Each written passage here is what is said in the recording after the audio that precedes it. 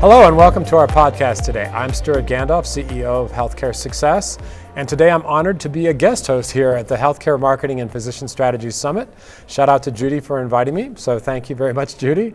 And today I'm interviewing an industry colleague and a well-known guy, Chris Pace. He is currently VP of Digital Experience Strategy at SearchStax. Yes. Welcome, Chris. Thanks for having me. Welcome to the podcast. Yeah, glad to be here. So I know of you by reputation. We've met before, but not everybody knows you, I'm guessing. So please tell our audience a little bit about yourself and also the research that we're going to be discussing here today. Yeah. So I'm a longtime healthcare industry veteran. I've worked for two large health systems based in the West Coast, and my current role at SearchStax is really to evangelize the power of owning site search and bringing that capability to marketing teams so that they can learn about their customers, understand the intent of their patients, and then really learn how they can improve the digital experience through understanding the questions that are asked. And we often talk about other things in search, but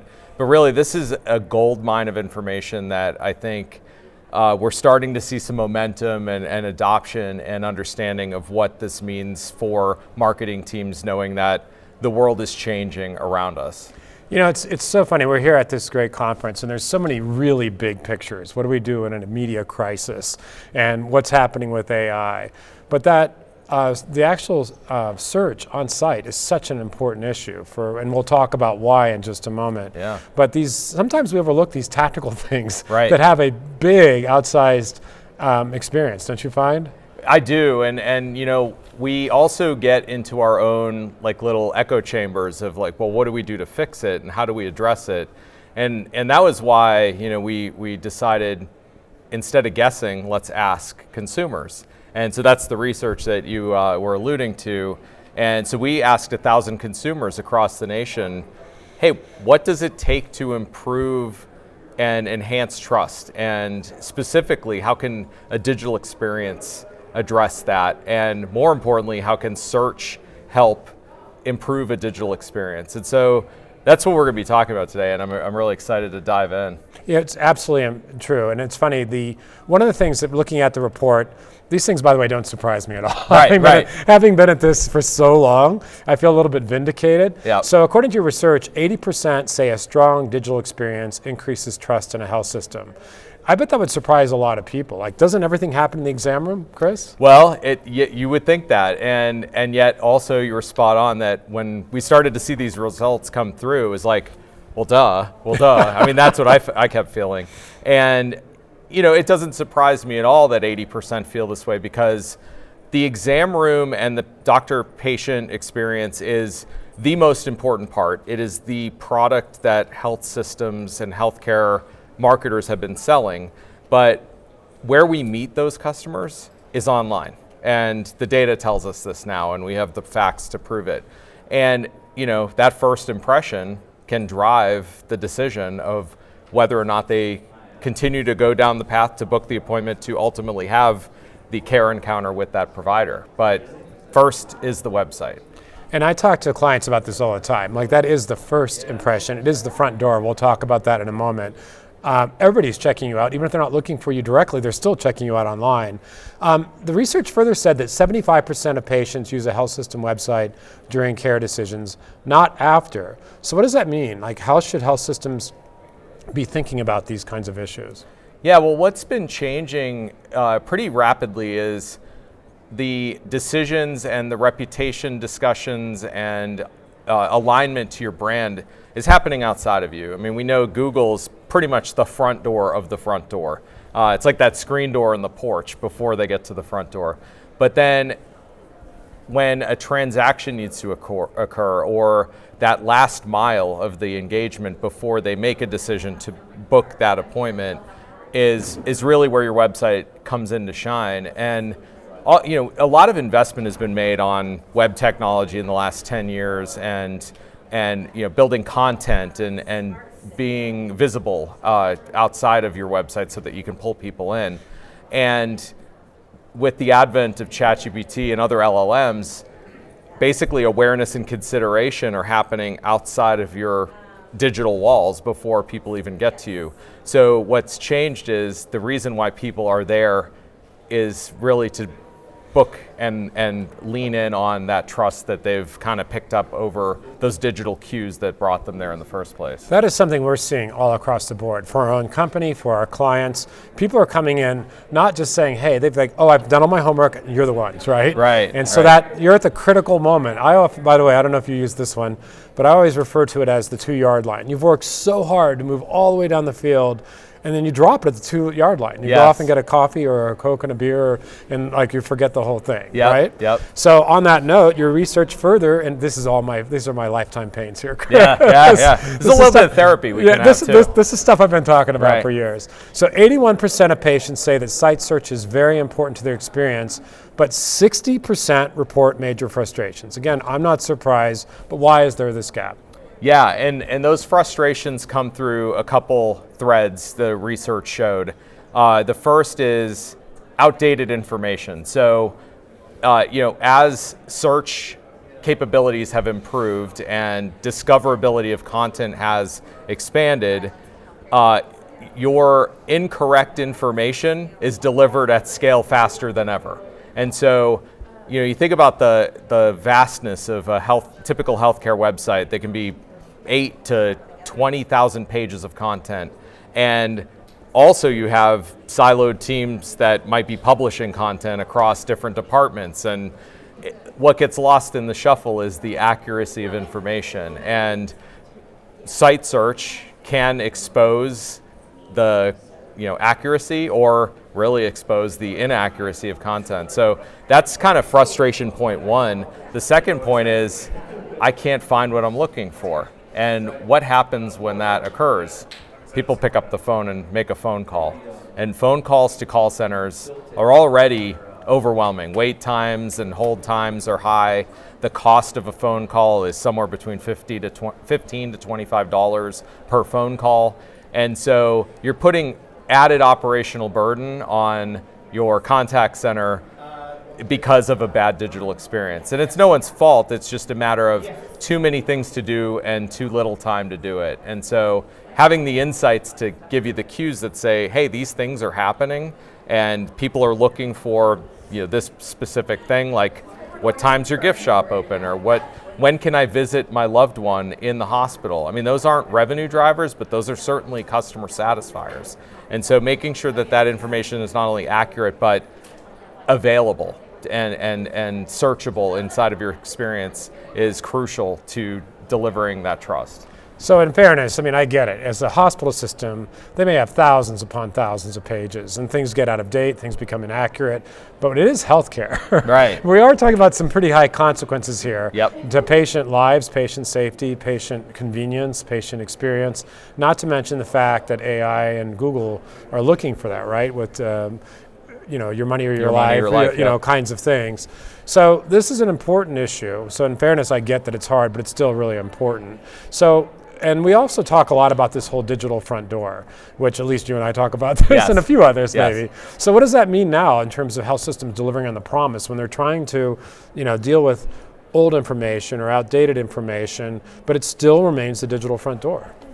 Yeah, so what I see the website serving a purpose as in 2026 is it's an intelligence layer and sort of the brand representation that is extendable. Your website is a point of where consumers meet you, but it's not the only point. And however, you have the opportunity to get more real-time data through your own website than you can see outside. And I think that it's almost like this inside-out approach. If it's right and accessible and discoverable inside your own four walls of your front door, then therefore it is going to be syndicated across the web and become trusted and verifiable information outside of your walls. And I think you win through being visible. There's a quote that our when I was at Banner Health, our former CEO there said, visibility builds credibility, credibility builds trust. And what he meant was around people, but I believe that is true about anything, whether it's content or about your brand or about how people show up. if you are not visible, then you can't be credible. And if you are inaccurate and don't have that credibility, then trust is eroded right out of the gate. Right. So one thing we didn't talk about, which I'm surprised in our prep call and discussions, is the insights you can glean from understanding site search. Right. And so I'm going to throw you a curveball with something we hadn't discussed yet. Yeah. Tell me about insights, like actionable insights you've learned or some of your clients have learned through site search.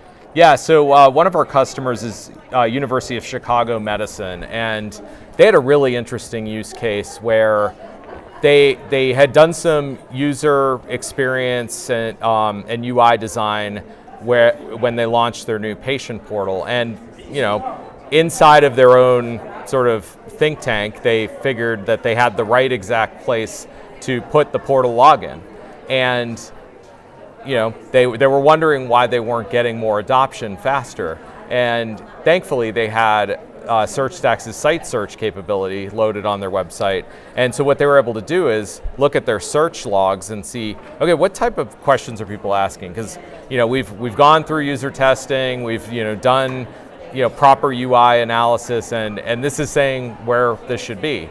And what was coming up was in their search history, people were saying, where can I log into my portal? And a simple question became an intent discovery, which then led to a deeper investigation with their consumer panel and saying, hey, we think this is the right place, but why are we not getting adoption? And it was basically, it wasn't in an intuitive place for patients. It was intuitive for digital marketers and UX designers. And so they made the move and moved the button a little closer to where the search bar was. And lo and behold, adoption went up almost overnight. After you told me that story, I actually went to Chicago Medicine's website, and it's right in the middle. Yes. Is where your search bar is. And fun fact, I went to your website and I said, "Who's Chris Pace?" I gave it a test, and it's passed with flying colors, as I would hope, right? Yeah. Well, it's like the old adage of like the cobbler's children. Everybody else's shoes are in great shape, but your own kids maybe not. So you better have good SEO about yourself if you're going to talk about these principles outside of yourself. I get it. And one of the things, Chris, that we talk about as an agency with my own podcast all the time is how AI is changing everything in terms of user journey, in terms of SEO. What AI changing how patients to discover, we alluded to this a minute ago, how they discover care options externally. What does that mean for the experience that health systems need to deliver once they're actually on the site? Yeah, so if you think about the behaviors that we've all been trained to do, it's kind of followed how Google has changed over time. So thinking back 20 years ago, in fact, I was on a panel yesterday at HMPS, and we were talking about, in the intro, Ask Jeeves, if you remember that platform. It finally is gone, and it started in the late 90s. And back then, search was how basically the winners and the losers were laid out on the internet. If you weren't indexed, then you weren't found, and therefore you were irrelevant. And so as these search engines went from covering keyword-based who, what, when, where type questions or queries, then that's kind of how people learn to search. As time has gone on and generative AI has become a thing, all of a sudden we have question-based search engines and answer-based engines that can not only cover who, what, when, where, but why and how, and then do comparisons and lead a consumer down a path to get an answer that might not involve a click to your own brand. Now, when people do get to your site, because in healthcare we saw that 75% of consumers do end up coming to your website to do a thing, their behaviors aren't going to change. So gone are the old days of, type primary care, because you'd get a response, but is it going to be relevant to what you're looking for? So the question might be, where can I see a primary care that's near me that accepts my insurance? And that question, if it was regular old keyword-based search, it might just look for one of the terms in that sentence and try to find an answer. But now with smarter search, smarter answers, you can drill down to a very specific response that could be generated just like a Gemini or ChatGPT response, and give the consumer what they need right there without having to click through a bunch of links and verifying that the results that they got were what they actually needed. So this gets really incredibly intense and complex pretty quickly. So an example of this that I often talk about with clients is, for example, if somebody's looking for a varicose vein doctor, that could be a vascular surgeon, it could be an interventional radiologist, it could be a primary care. And even if it is a vascular surgeon who theoretically can do that, they may not want to. Right. So it's like so the searches on site are getting better, but at the same time, consumer expectations are just rocketing. And I think we're seeing already the sort of diffusion of innovations where you have the pioneers or early innovators, and you have the early adopters, early majority, late majority laggards, right? Yep. That's an old story, but it's rocketing so fast. Yes. Because I love innovation. I've been leaning into AI since it first popped out, or at least in this form that we're seeing now, a couple of years ago, but I'm seeing other consumers their expectations are getting higher, and it's compressing that timeline. The words I heard were this weekend, which summarize this, is expectation inflation. Yeah. And I think that's a really good term. It is. So if your website on your is not answering questions, they're like, wait, why not? It's not just an inconvenience, they're probably upset with you. I don't have anything to say about that, but the expectations are so high and it's rapidly increasing. Yeah, and trying to keep up with those expectations and like the rate of change is really hard for health systems to keep up with because of processes or who owns what. I mean, we had a conversation a couple days ago about who owns the customer. Because in other industries, usually marketing has the stewardship of the customer through the journey, but in a service-based industry like healthcare that is dealing with high intensity, high stakes, and high touch engagement, the ownership is kind of spread across the organization. And so how do you keep up with it without feeling lost? And I think it's really focus on small things to get bigger wins and over time overcome it. And I think it's, first, audit your content. Is your content accurate? I mean, that's a pretty simple, human in the loop activity that can add a lot of value. The second piece is building a speed to market approach on how to deliver content that's more relevant and more timely. And that's where using AI tools can help get you there, but you still have to have the empathy and tone and human in the loop to make sure that it's accurate and clinically sound. The third piece is make it discoverable and actionable. So what might have worked for old SEO 5 years ago, 7 years ago, now needs to be reformatted and rethought so that you are structured appropriately and discoverable through AEO, GEO, and SEO, but also your own search. And so that's where like schema comes into play, and really getting intentionally focused on the data quality, not only from a visibility standpoint, but the content quality from a accuracy standpoint. And then do small things well, and then scale on top of that, I think is kind of a logical approach to solving it. So I guess what I would say is, hospital CMOs and marketing departments have a million priorities, right? Yes. They may have technology, they may have HIPAA concerns, cybersecurity, then they break it down to each department, branding, SEO, paid search. What else should we be thinking about from this research? Like what are some of the low-hanging fruit, and what is the direction this research tells us to go? Yeah, it's a great question, and I think when we ask the consumers what mattered to them, or what frustrated them, and what would make them walk away, a broken digital experience clearly came up high in that regard. And again, I mentioned the consequences of inaction or having inaccuracy, and that was pick up the phone and call. But the most startling data point that came through in this study is that when digital fails, 24% abandon completely. They walk away. They go to maybe another health system, or they don't seek care at all.